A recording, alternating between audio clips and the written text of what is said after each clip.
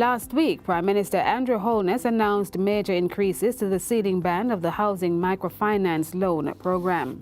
It's a service of the National Housing Trust, NHT, being offered through credit unions.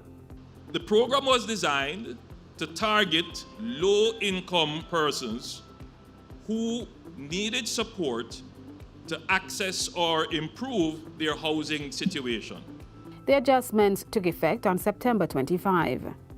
It will see the qualifying ceiling increased by 30% to include persons earning $86,000 and more weekly.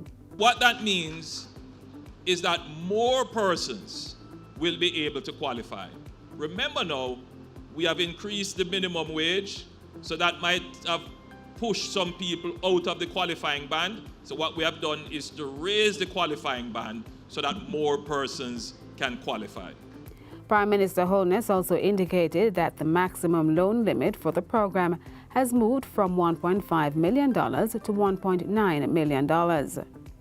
A 30% increase was also seen in the individual loan disbursement ceiling, which now stands at $1.1 million. These amendments are in line with the NHT's thrust to provide added support to low-income persons who are members of credit unions.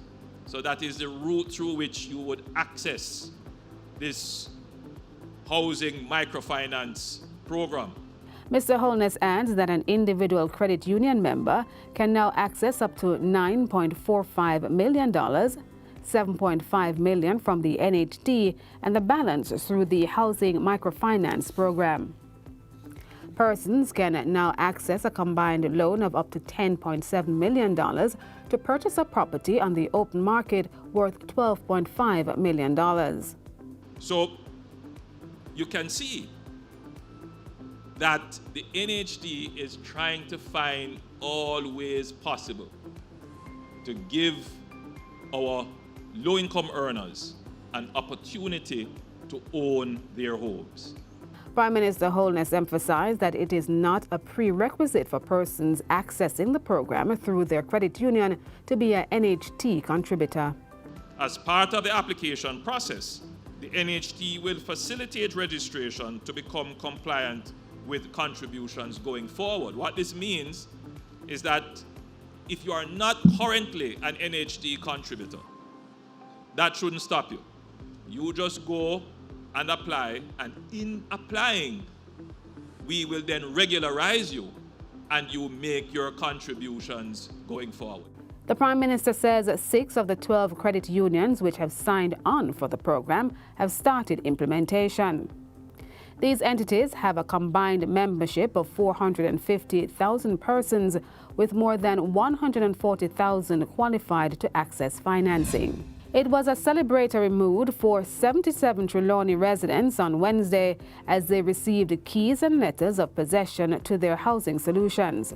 The 35 one-bedroom units and 42 service lots make up Phase 1 of the NHT Windsor Hills development. Prime Minister Holness says of the 77 recipients, 52 were eligible NHT contributors, and of those eligible, 71% were females. In addition, 36% of the beneficiaries are minimum wage earners. I'm always interested in seeing these facts because it speaks to the government's instrumental action in ensuring that we are looking out for our women and we are looking out for persons who are low to middle income. Mr. Holness says 82% of the beneficiaries are between the age of 41 and 60, which indicates that seniors are included in the disbursement. Giving the vote of thanks, new homeowner Silma Ellis expressed gratitude for the property with centralized water storage. Most Honorable Prime Minister Holness, you promised 70,000 housing solutions, and we are happy to be beneficiaries of that promise, sir.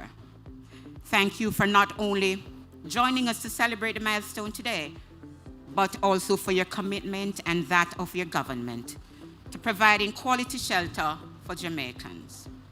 Mr. Holness also encouraged the planting of trees with a symbolic gesture as the country moves closer to the target of planting 3 million trees in 3 years.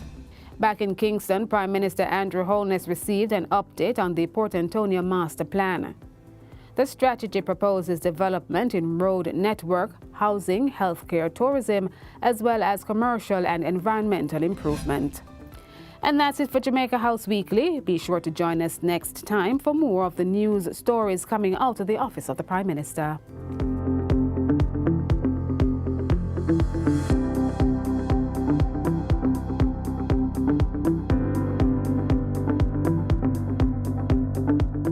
Developing now, the United States diplomatic ties with Jamaica could soon be in jeopardy. There are reports Jamaica is refusing to accredit the spouse of a gay American diplomat. Local 10's Glenna Milberg live now with the Jamaican consulate in Miami with what she's learned today. Glenna. Calvin, the diplomats are being very diplomatic. According to them, everything that's happening is standard operating procedure. But the Consul General here is one of several diplomats whose posts here are being cut short, and it's apparently over differences that a U.S. ambassador there is having over his same-sex spouse. Oh, we're going to the Jamaican consulate. Thank you. When we visited the Jamaican consulate in Miami, the news was spreading. Going straight back to our callers. People were talking in South Florida and in Jamaica, reading about diplomatic tensions as Jamaica denies accreditation to an American diplomat's same-sex spouse. Our culture is not really accepting of it. The whole idea of legislation to legalize same-sex marriage, I think they still have a long way to go. That's attorney Wayne Golding, advisor to Jamaica's government and diaspora. They're using the proper channel to address whatever issue is there. Again, in service to Jamaica land we love. Jamaica's foreign minister officially dismissed reports of fallout from her country, declining to provide customary diplomatic immunity for an incoming U.S. ambassador's same-sex spouse. I, N. Nicholas Perry. Current U.S. ambassador to Jamaica, Perry, has served there just a year. We have not been alerted about that. Back at the consulate in Miami, few details about why the Consul General here will now be heading home. I'm Oliver Mayer, Consul General of Jamaica, based in Miami.